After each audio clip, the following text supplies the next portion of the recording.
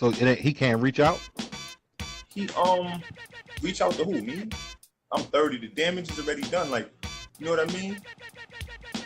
You touring the world off records by Pops Baby with you, bro.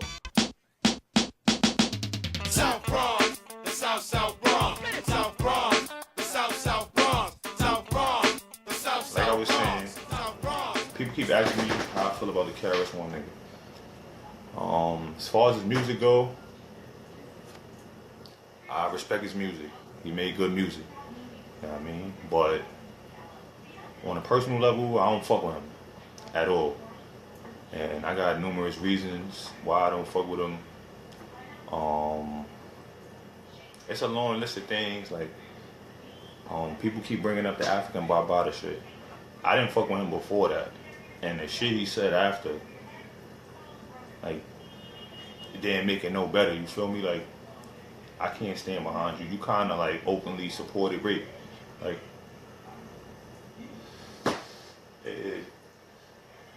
I just feel like he mislead a lot of people. Like,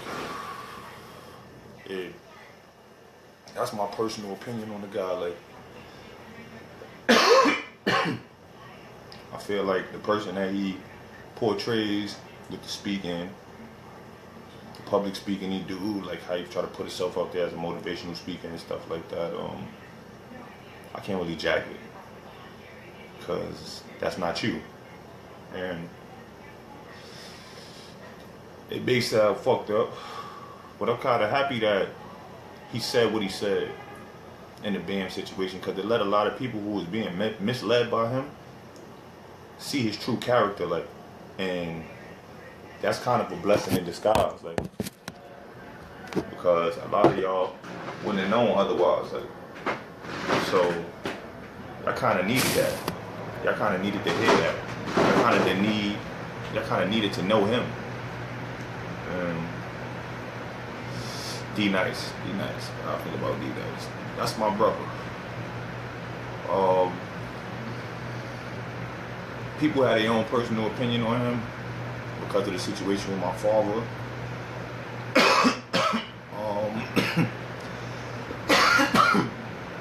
Me personally, I look at it from a different standpoint because I lived a different life. Feel me? I've been in the streets. I got a lot of friends that's in the streets, and I know what it's heading for. And I'm not saying they were street dudes or super killers, or they wasn't, or they was. I don't know. You know what I mean? But I know this. You a certain character of person, when your friend call and they in trouble, you go. And that's what my father did. And he paid a price for that. But that's what G's do. Like, sometimes it happens. Like, sometimes that's the price you pay. I don't hold D-Nice accountable for that. I talk to that man almost every day. He's been there for me in some of the darkest times of my life. You know what I mean?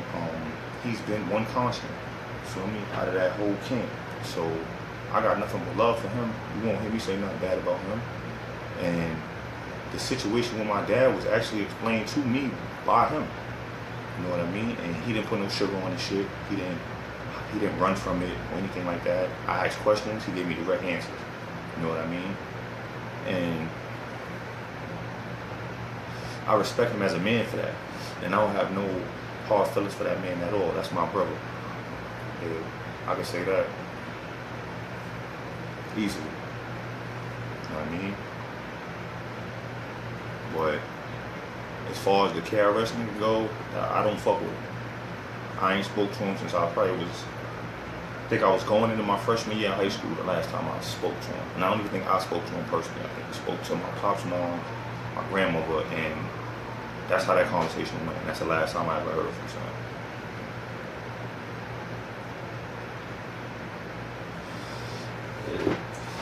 I think I was at an age, when I asked him, I was at an age where he really could lie to me.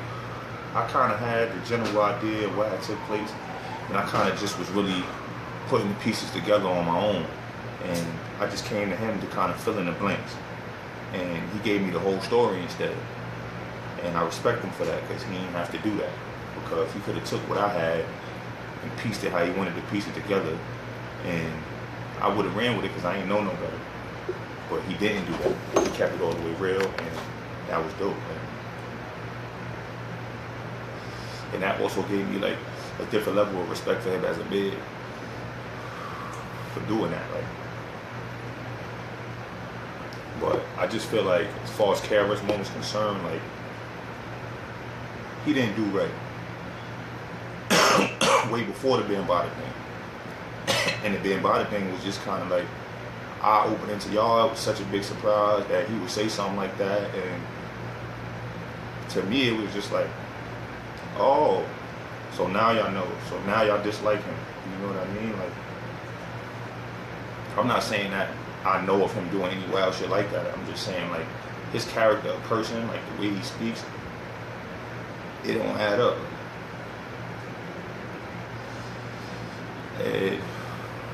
You can't go around preaching positivity and all that and then turn around and say that some people, because of what they've done for hip-hop, the culture, whatever you want to call it, are exempt from being penalized for doing things that they were saying Bam did. Like, I'm not getting into all that. Like, I don't got nothing to do with none of that.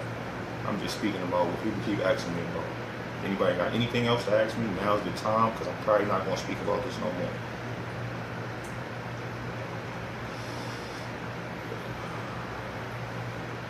I bet it is. It probably definitely is. Like, I'm glad Diesel just punched in. I know he could punch in real quick. You know, he got a couple questions he probably want to shoot at me about this subject right here. Yo, Lee Hedge. It probably is heavy on his mind, man. I know, like, we talk about it a lot. You know what I mean? And it's something that we get to. Like, we get into it sometimes. Like, we talk about it. Like, you know what I mean? Main reason for what? Yo, bro, I couldn't really tell you how he is in person. Like, last time I seen Fab, I was probably 12, bro. I can't really tell you, like, but I know that he wasn't the dude that he said he was. Like, he's not who he says he is, like, as far as I'm concerned. Like, I got a lot of reasons for that. I know, the main reason for me making this statement was people kept asking me, how do I feel about him? How do I feel about him? How do I feel about him? It's been ongoing for months and months and months. So, here, like, this is the one time I'm probably gonna speak about it, and then that's gonna be it. I do radio interviews sometimes, but not really.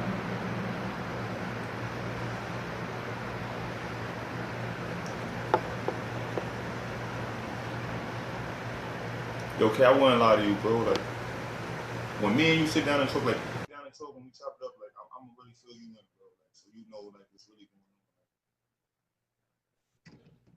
on. You.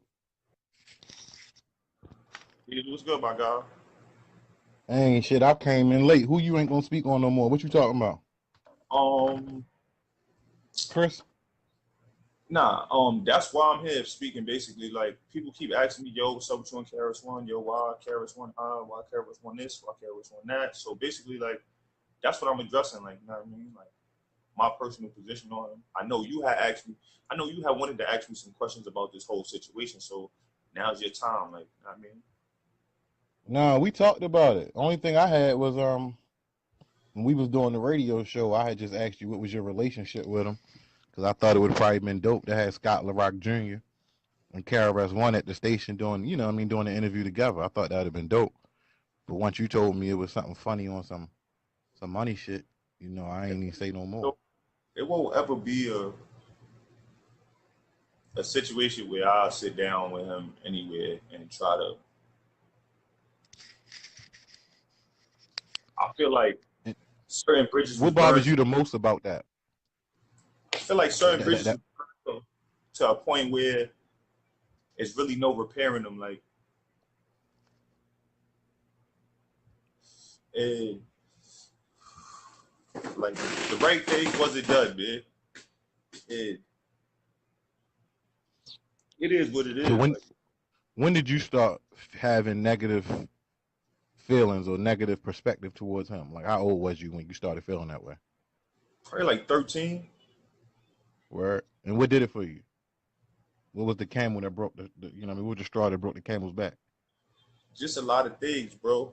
Like I could go on and on about it, but like I'm not one for like airing people dirty laundry. Like that's why I'm basically speaking on my personal position about that man. I'm not speaking on instances where he, whatever. You know what I mean? Like, So he can't reach out.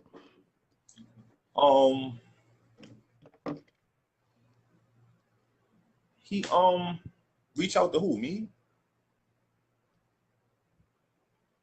Yeah, like if KRS-One reached out to you and was like, "Yo, I want to sit down and try to figure everything out," whatever it is that you feel like went wrong, could he I'm do it? 30. Huh? I'm 30. The damage is already done. Like, you know what I mean?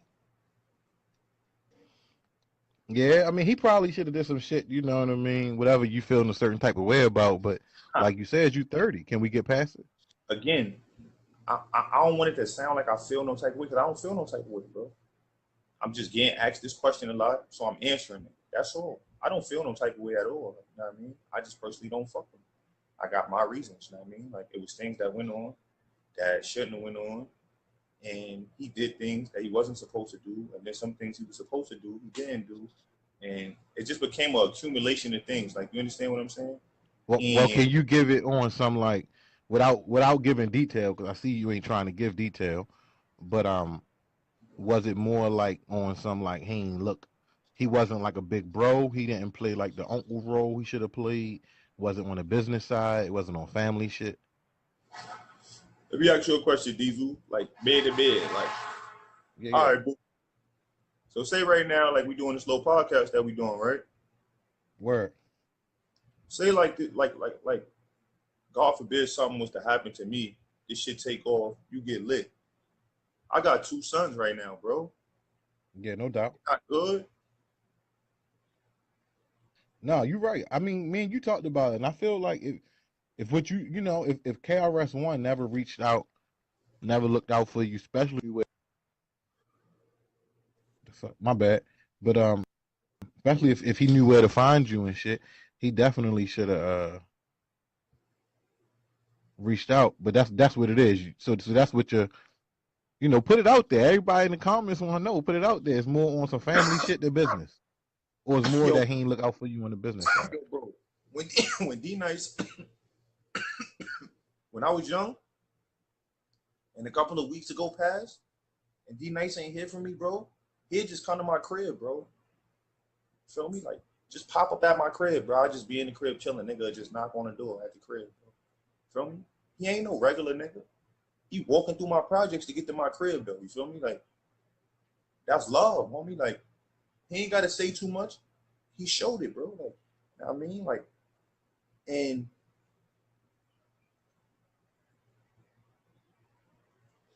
you touring the world off records by Pops made with you, bro.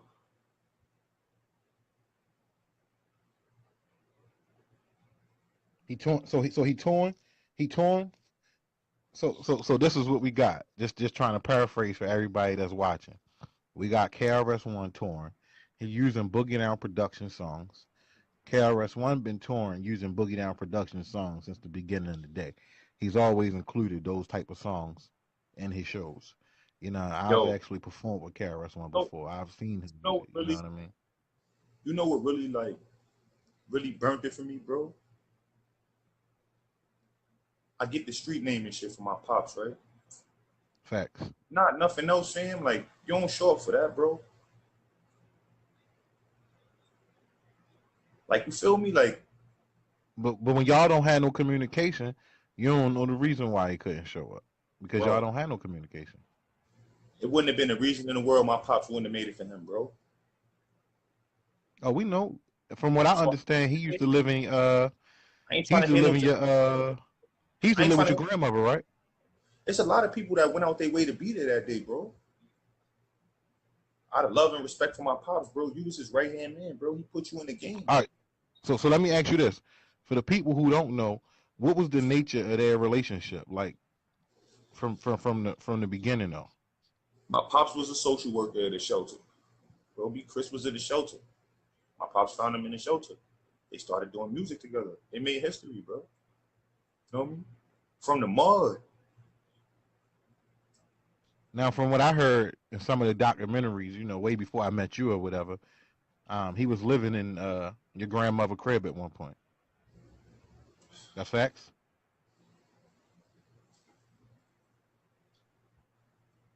So when did KRS-One stop coming around? Bro, honestly, bro, I never really had a relationship with him to speak of. Like, you know what I mean? Like, I just, at some point, we just never heard of him again. Like, we just never heard from him again. I probably was like 12, 13, maybe. I was going to the ninth grade. I know that much. I was getting ready to go to prep. I had just got a basketball situation at St. Thomas More, some prep school in Connecticut. And I was getting ready to go to prep. That's the last time I heard from him. Yeah, that's crazy. That's definitely crazy. I would expect that y'all to have some type of connection. You know what I mean? I'm gonna say that because I remember you telling me how even Tata, Jay-Z nephew, reached out to you when the street sign was getting put up, right or wrong. A So lot of people, Tata bro. can reach out. I don't know why KRS-One couldn't reach out. So I definitely feel you on that. So, And Scott LaRock was behind a lot of the production, right? yeah. Which is the same Yo, Richard production that Raw. KRS-One using. Richard Raw. I had enough of a relationship with him to know the type of person that he is, bro. Um, you speak into a relationship that I got with somebody that you know nothing about.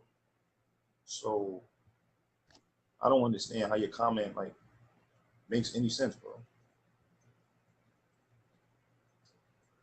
Hmm. Did KRS One have something to do with my father's death? I never heard nothing like that. And if it's like some YouTube video that you've seen and they're addressing some rumor, I see a lot of bullshit on YouTube and I don't feed into that. So Yo, I can't really speak so on it. yo, at what age did you realize that your father was legendary? Um, to be honest with you, like my mom's, my grandmother, they wouldn't let me like not let me know like who he was. Like I always knew who he was. You feel me? I Yeah. always knew like the significant place. But I just me personally, I didn't want to live in that shadow. Like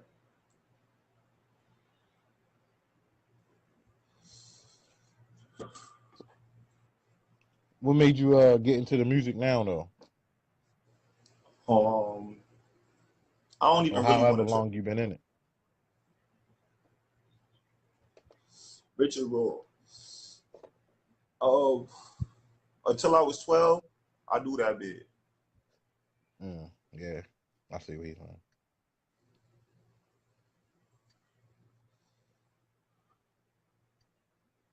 I'm not really like tripping off none of that, bro.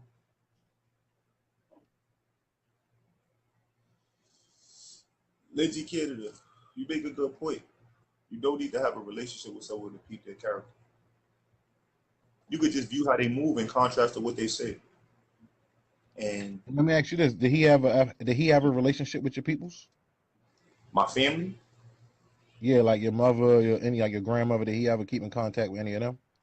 nah.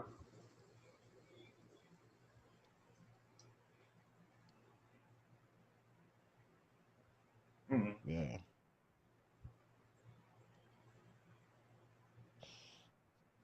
Yeah, that's Never really. crazy. He gonna reach out though. You know that's gonna happen though. Um, I doubt it, bro. You gotta realize, yo, since you started doing your music wave, a lot of people reached out to you. A lot of big names reached out. Some smaller than KRS-One, some bigger than KRS-One. So eventually, if they seeing it, KRS-One seeing it too. It's gonna come to a point where he's gonna reach out. Nah. Like I think, I think, I think he gonna stay away from it as much as he can, cause it's questions he gotta answer. Like, you know what I I'm mean? about If to say he, it's gonna get to the point where people gonna start asking him the same questions that we asking you. I feel you, but I don't feel like that'll push him to say anything to me. I feel like that'll push him to make maybe a public statement or something, but it won't be nothing to like direct contact to me. Like I don't feel like that's something that he'll do, bro. Like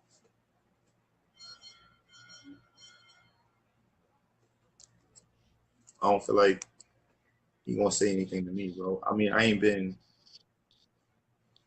hard to find, bro. Even though I ain't been running around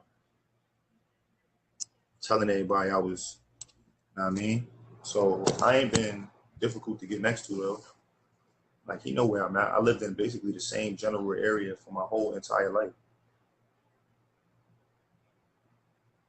and I'm not really Oh yeah. dependent on him reaching out to me for me to do anything. Like No, I don't think that. I was just trying to say, like, he going to reach out just what type of energy, what I mean, that's going to be there when he reach out. Y'all going to cross paths. It's impossible. like I don't feel like I need him though, bro. You don't. I ain't talking So about him reaching out even to help you or give you an opportunity. which is why I don't really like. It's not really significant. Yeah, Mash Out King. Nah, I don't, bro.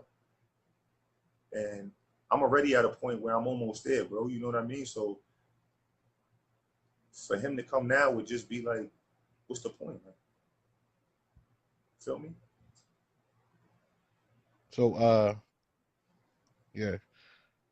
So, what's your relationship like with D Nice? That's my guy. I think I spoke about this already. People had asked me this already, bro. That's No, my guy. I heard that. I'm talking about now though, like today. Like if I called him right now, he'd pick up the phone. Yeah, like y'all got that kind of relationship. It's my brother, That's bro. what's up. That's where. That's what's up. That's cool. Like he been That's around though. crazy, Like man. he been around, like, popping up at summer basketball tournaments, fucking, and I was high school, Is popping up in is he college games. is he touring with KRS-One as well? Nah, he do his own thing. He DJing, he do photography. He doing his own thing. Like he's pretty big on the Yeah. DJ thing too. Oh yeah, I know. I just ain't know if him and KRS-One still putting shit together. I don't think they have a relationship either, to be honest with you. But I don't want to speak for him, but I'm pretty sure they don't have a relationship. I don't think most of them have a relationship together. And I think that a lot of that stems from the same the same pot that I have an issue with. You know what I mean? Like the same situations that I have, the same issues that I have with him, I think they all have with him. And you know how like when you got a family, you got that one person, it's usually grandma. You know what I mean? She like the backbone of the family. Like no matter what, you may disagree like a motherfucker, but when grandma say, yo, listen, nigga, that's it. Like I think my pops was that backbone, you feel me? For them. Because they respected him. You know what I mean? And once he was gone, it was like things just went haywire and everybody just went their separate ways. Just like in the family. You ever seen that movie Big Mama's House? Yeah. Yeah, when Big Mama died, you see how everybody it was just all that friction. You know what I mean? It's the same thing. Like you got that glue guy. He's the person that keep everything together. Once that person is gone, everything just go haywire. So I Yeah. don't think Yeah. got a relationship, honestly. Like I think that honestly, maybe the first time some of those guys had seen each other in years was the day of the street sign, the street naming. Well, I don't think a lot of those guys had seen each other in years. Yeah. What was the energy like up there? It was dope. It was a lot of love. Like I was surprised to see so many people come out and show my pops love. Like it made me feel good to know that people still, like know he was here. Like you know what I mean? So that was dope. Like Yeah, that's what's up. South Bronx, the South Bronx, South Bronx, the South